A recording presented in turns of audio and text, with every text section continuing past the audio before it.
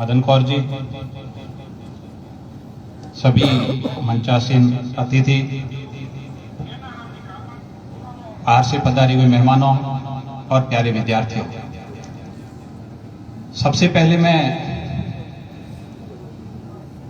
उन भामाशाहों को धन्यवाद देना चाहूंगा जो प्रतिवर्ष इस तरह का ये पुरस्कार देते हैं। यह एक अच्छी परंपरा है और लगातार चल रही है।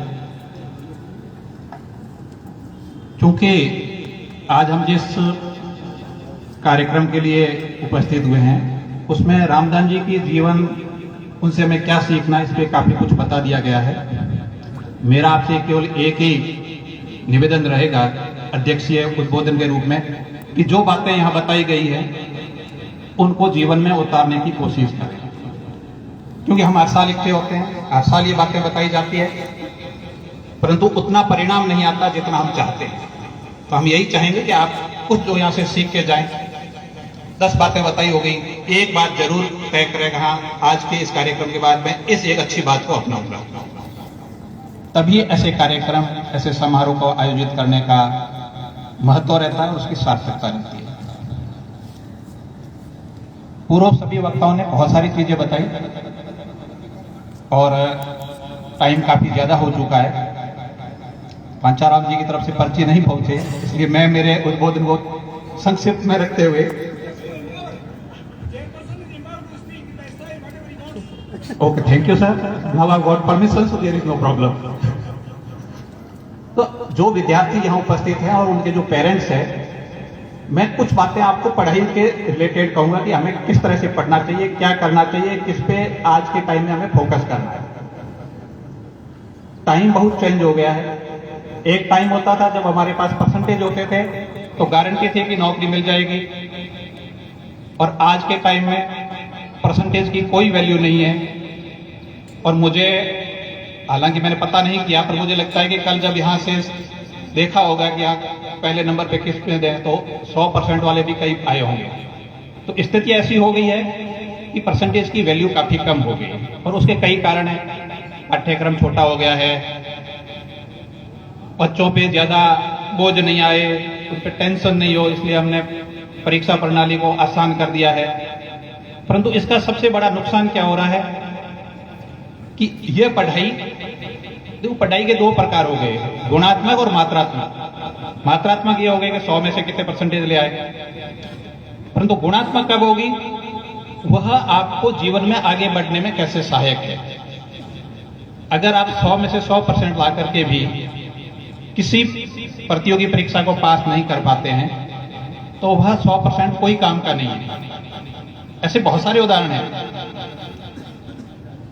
आज के टाइम में परसेंटेज से कोई नौकरी नहीं मिलती, यानी सबसे कम से कम नौकरी अगर बात करें, बड़ी नौकरी की नहीं, सबसे छोटी नौकरी जो चपरासी की नौकरी मान लो अभी खत्म हो गई है, तो पुलिस कांस्टेबल, ग्राम सेवक, पटवारी, जो इनिशियली LDC, वहां पर भी आपको परीक्षा देके ही आना पड़ता है।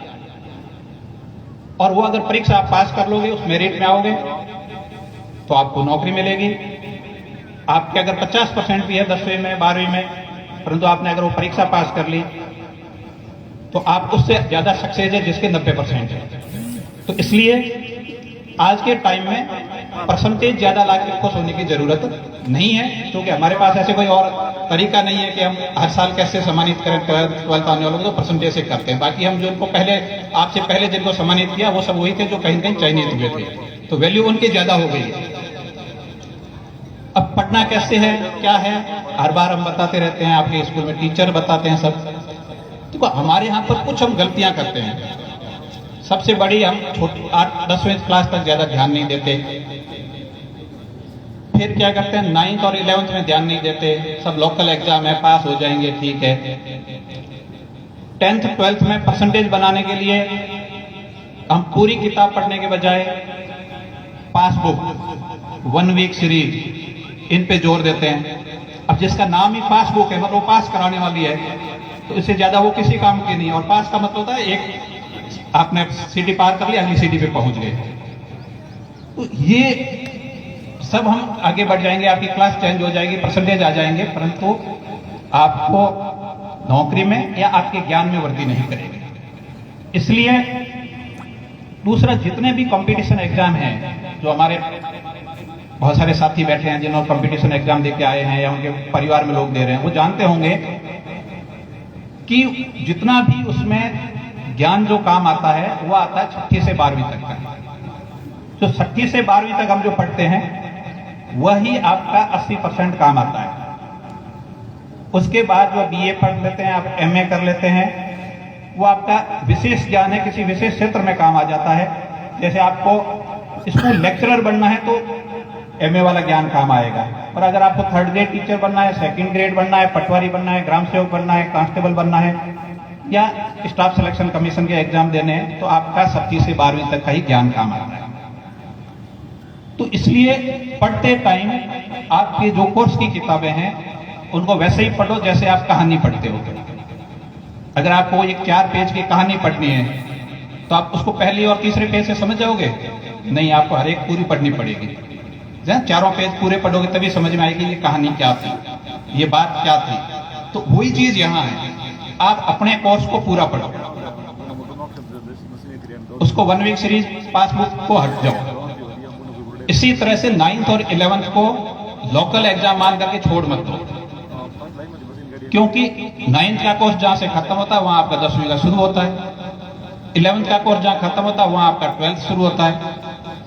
तो आपने आधा पढ़ा नहीं, उसके आगे का आधा जब पढ़ने की कोशिश करते हो तो फिर वो समझ में नहीं आता, और फिर कहते हैं 12th की तो ये इकोनॉमिक्स बहुत टफ है, साइंस बहुत टफ है, या 10वीं की साइंस टफ है, क्योंकि हमने उसको 9th पढ़ी नहीं, 6ठी 7वीं 8वीं से ढंग से नहीं पढ़ा, तो इसलिए वहां जाके वो टफ लगती है, क्योंकि वहां परीक्षा प्रणाली थोड़ी चेंज होती है तो हम थोड़ी मेहनत ज्यादा करते हैं। तो इसलिए आप अपनी जो पढ़ाई है उसको रेगुलर चालू रखें।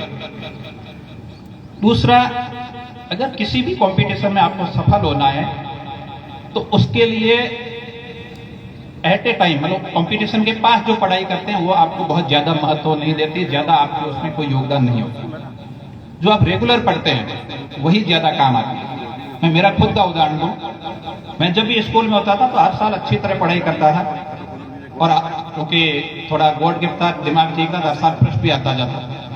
परंतु जब मैंने आरएस का एग्जाम दिया, मैं इसी बोर्डिंग में पढ़ाने आया करता था उस समय, और आरएस के एग्जाम से एक दिन पहले तक भी मैं यहाँ क्लास लेके गया था। वो नहीं कि मैं 8 घंटे बैठ करके पढ़ रहा हूँ आरएस के लिए, नहीं। क्यों? क्योंकि मैंने जब स्कूल में था, जब मैंने बीए किया, उस पढ़ाई को ढंग से किया हुआ था, तो मेरा 90% तो वही ज्ञान काम आ गया। मुझे 10% थोड़ा नया पढ़ना पड़ा, करंट अफेयर्स पढ़ लो, पिछले 1-2 साल की घटनाएं देख लो, इसके ज्यादा कुछ भी नया पढ़ने की जरूरत तो नहीं रहती है। आपको पुराना पढ़ा हुआ उसको एक बार रिवाइज कर लो, वो काम आ जाता है। तो इसलिए हमेशा ध्यान रखें, ये नहीं सोचा कि आरएस होगा तब जाकर के आरएस पढ़ लूंगा। प्री एसटीसी करनी है तो गर्मियों की छुट्टियों में प्री एसटीसी की तैयारी कर लूंगा, नहीं। आप रेगुलर पढ़े। बहुत सारे बच्चे आजकल प्री एसटीसी बहुत सारी सीटें हो गई तो तैयारी करते हैं, वो गर्मियों की छुट्टियों में खूब मेहनत करते हैं, फिर भी नंबर नहीं आता, और कुछ बिल्कुल मेहनत नहीं करते, आराम से नंबर आ जाता है। क्योंकि आप अगर उसका पेपर देखते हो तो पेपर वही है जो आपने 9वीं 10वीं 11वीं 12वीं में पढ़ा, उसके अलावा कुछ नहीं है उसमें। तो ये मैं बार बार इसलिए कह रहा हूं कि आप अपनी पढ़ाई को रेगुलर जारी रखें। दूसरा, हमारे यहाँ पर 2 सब्जेक्ट पे बहुत ज्यादा माना जाता है, ये बहुत बड़ा भूत है, गणित और अंग्रेजी। और आज का टाइम ऐसा है कि इनके बिना काम नहीं चल रहा है, क्योंकि जो भी आपके कंपटीशन के एग्जाम है, हर जगह तर्क शक्ति, डायरेक्ट गणित आती है, गणित नहीं आती तो तर्क शक्ति आती है। और तर्क शक्ति भी कब काम आएगी? जब आपकी गणित ठीक ठाक है। आपका दिमाग अगर ठीक ठाक चलेगा तो ही आप तर्क को समझ पाओगे, और गणित वही काम करती है।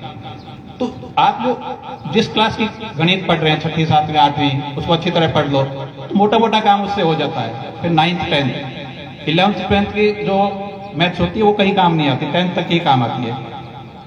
और दूसरा, अंग्रेजी, क्योंकि कंप्यूटर का जमाना आ गया, कितना भी अगर आप हिंदी में कंप्यूटर सीख लेंगे उतना नहीं सीख पाते जितना अंग्रेजी में सीख पाएंगे। अंग्रेजी में उसका काम, बहुत सारी चीजें उसकी अंग्रेजी की, क्योंकि ओरिजिनल अंग्रेजी का है। अब हमने उसको हिंदी में ट्रांसलेट करके करेंगे पर वो ओरिजिनल अंग्रेजी का है। तो कंप्यूटर का जमाना है। फिर जब सरकारी जितने भी काम होते हैं ज्यादातर अंग्रेजी में होते हैं, तो अंग्रेजी सीखना जरूरी है। सीखने का मतलब जो आप स्कूल में पढ़ते हो उसको एक साइड मत करो, आप 5 सब्जेक्ट है 5 मानो, ये नहीं कि मेरे 4 ही अंग्रेजी को छोड़ दिया, 3 ऑप्शनल और एक हिंदी से काम चल जाएगा, ऐसा ना करें। आप इस अंग्रेजी को पढ़ें और आराम से पढ़ सकते हैं, ऐसा नहीं है कि नहीं पढ़ सकते। मैं खुद हिंदी मीडियम का विद्यार्थी हूँ,